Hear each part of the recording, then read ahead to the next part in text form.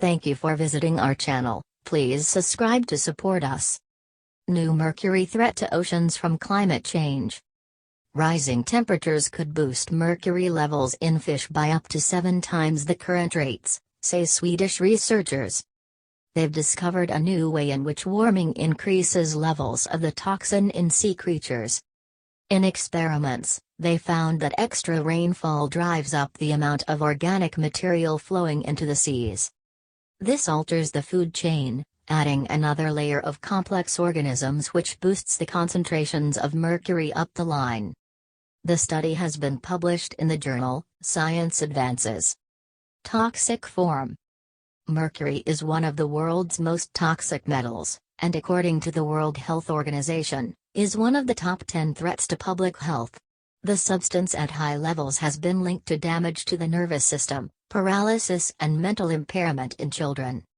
The most common form of exposure to mercury is by eating fish containing methylmercury, an organic form of the chemical which forms when bacteria react with mercury in water, soil or plants. Levels of mercury in the world's ecosystems have increased by between 200 and 500% since the Industrial Revolution, say experts, driven up by the use of fossil fuels such as coal.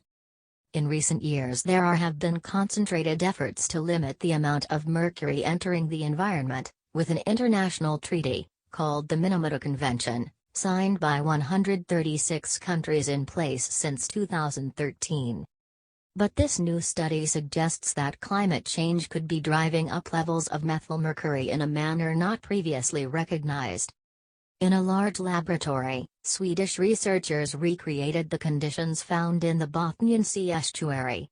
They discovered that as temperatures increase, there is an increased runoff of organic matter into the world's oceans and lakes. This encourages the growth of bacteria at the expense of phytoplankton. When bacteria become abundant in the water, there is also a growth of a new type of predators that feed on bacteria, lead author Dr. Erik Björn from Umeå University in Sweden told BBC News. You basically get one extra step in the food chain, and methylmercury is enriched by about a factor of 10 in each such step in the food web. Under the warmest climate scenario suggested by the Intergovernmental Panel on Climate Change, there would be an increase in organic matter runoff of 15 to 20% by the end of this century. This in turn would see levels of methylmercury in zooplankton, the bottom link in the food chain, grow by between 2 and 7-fold. Different parts of the world will suffer different impacts, say the researchers, with lakes and coastal waters in the northern hemisphere being the most likely to have significant increases in methylmercury levels in fish, while the Mediterranean, the central U.S. and southern Africa will likely see reductions.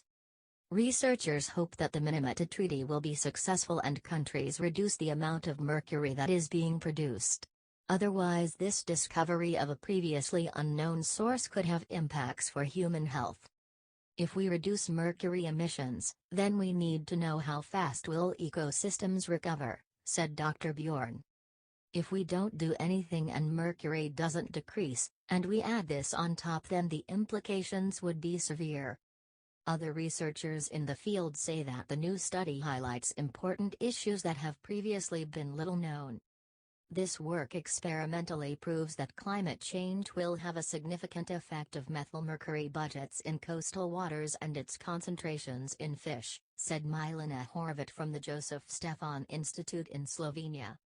This work will also have an important impact on future scenario simulations on the presence of mercury in fish in response to global mercury reductions from emission sources, primarily industrial.